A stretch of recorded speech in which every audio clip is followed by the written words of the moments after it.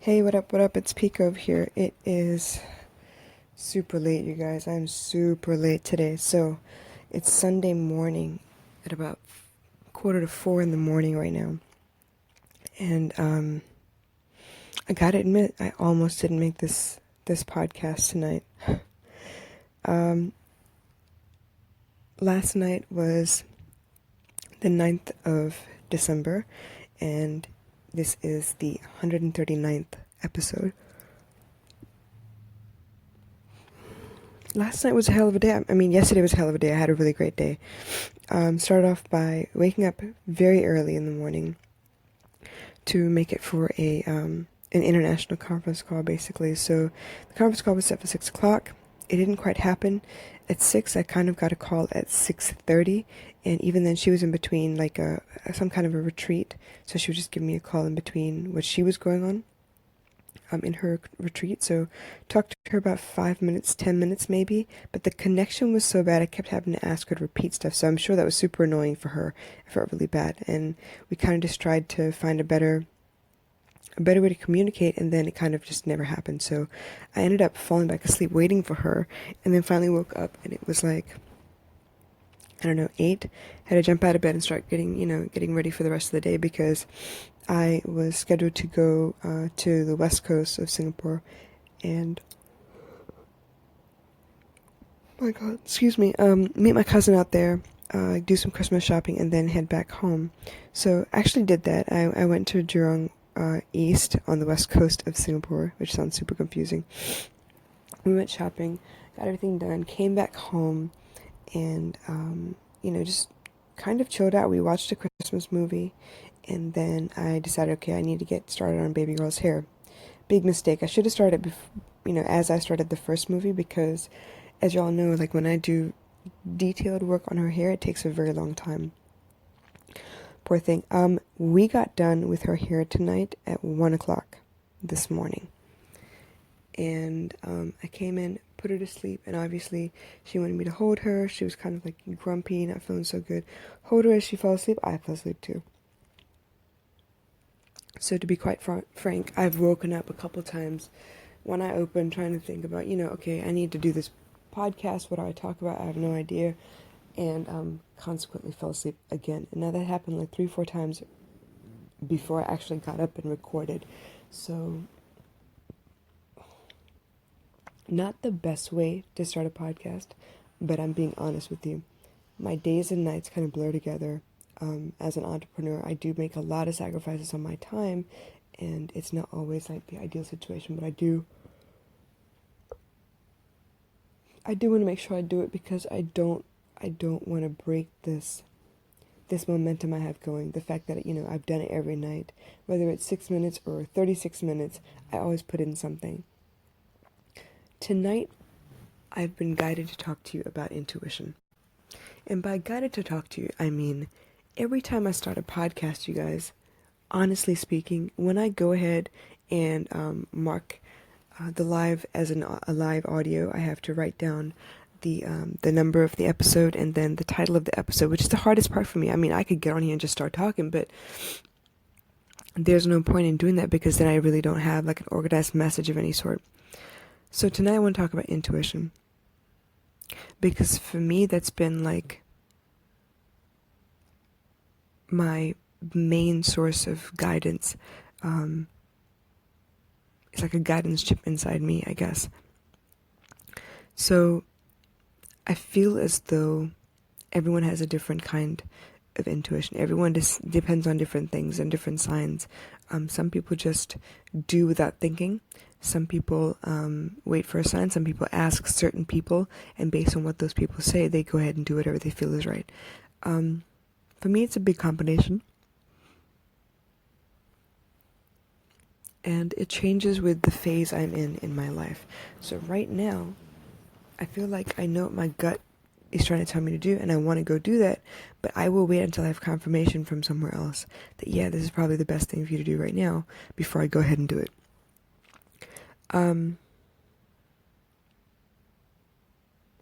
For example, Cheryl is a big source of intuition for me. It's like a confirmation of my own intuition. I know I've talked about her several times, and she really is a godsend to me. Basically, what'll happen is I'll be thinking about my business. For example, before my 100th episode, I was thinking, what can I do? 100th episode is coming up. It's like suddenly like I've hit a milestone that I wasn't even prepared for. What do I do? How do I do it? And I was thinking, I'm on SoundCloud. But if you think about it, not many people are on SoundCloud. But everybody is on YouTube. And YouTube is basically the second largest search engine besides Google. So why don't I get on YouTube? And I wasn't sure if that was the right call or not. And then suddenly Cheryl came out of nowhere. We started talking. And she was like, have you considered YouTube? And I was like, well, you know what? I have been considering it. And you telling me that I should is kind of like confirmation that, yes, okay, this is a good idea. Go ahead and do that. What else? There's another one just recently with her as well. Oh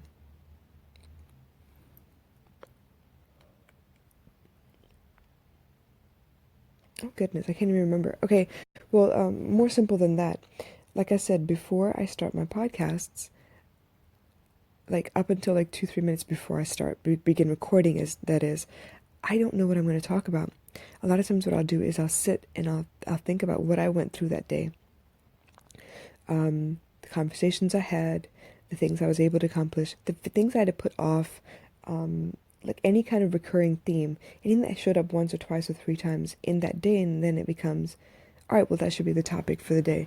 And I'm honestly telling you, I am winging it to a degree because I haven't planned this out. I don't sit down on a Sunday night and plan out everything I'm going to talk about that week. I really do let it come to me. I really do talk to you about it as it happens because I don't want it to be too scripted. I want it to be off the cuff. I want it to be a real live recording. To me, if I rehearse it too much, if I think about it too much, then I kind of have to curate everything I'm going to say. It doesn't necessarily have to be based on what I did that day. And for me, it's more important for you to see what I did, in real life than it is for me to curate a bunch of other people's quotes and, put it into an underlying theme, so to speak.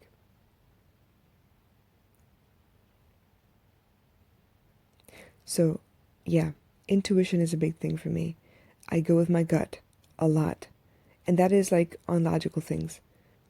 I also go with my gut in emotional things, but sometimes ego gets in the way of that. So here's the thing. You think you know what your intuition is, right? And it's always a voice inside your head. But guess what? Ego is also a voice inside your head. Ego has a little bit more to do with your pride. It has a little bit more to do with, preventing yourself from being hurt, protecting your rights, trying to make sure you don't look like a fool. Whereas source energy, your gut intuition, basically is a drive to do something regardless of what impact it has to you, if that makes sense. For instance, let's say you're used to talking to somebody every day, and for some reason that person has disappeared for a little bit, and you think about all the ways that you could contact them, but you feel as though your hands are tied. You really can't contact them the way you want to contact them. So your ego kicks in and you're saying, oh man, well, you know what? Fuck that. They can't contact me. Why should I contact them? I should just let them go. Is that in my best interest to take care of them anyway? Why should I? That's an ego thing. You're trying to prevent yourself from being hurt, from being let down, from looking foolish by contacting them and then, being vulnerable to whatever it is that they react, or however they react. Whereas gut intuition would say, hey, it's not like them to go this long without talking to you. You should reach out. You know the difference between ego and intuition if you sit still and listen long enough. A lot of times, ego comes from fear, from doubt. It comes from a place of, I'm going to hurt you before you hurt me. Or I'm going to put you in your place so you can't hurt me. It's not it doesn't come from a place of love. It doesn't come from a place of, how can I serve you? How can I take care of you without any, kickback to me, basically. So it is important to differentiate between intuition and ego. I find that a lot of times you'll start off with intuition, but as I think about the situation, if I think about it too long without doing, ego will kick in. So for instance, like I said, in that situation with your friend, right? If they haven't talked to you, you want to reach out, just reach out.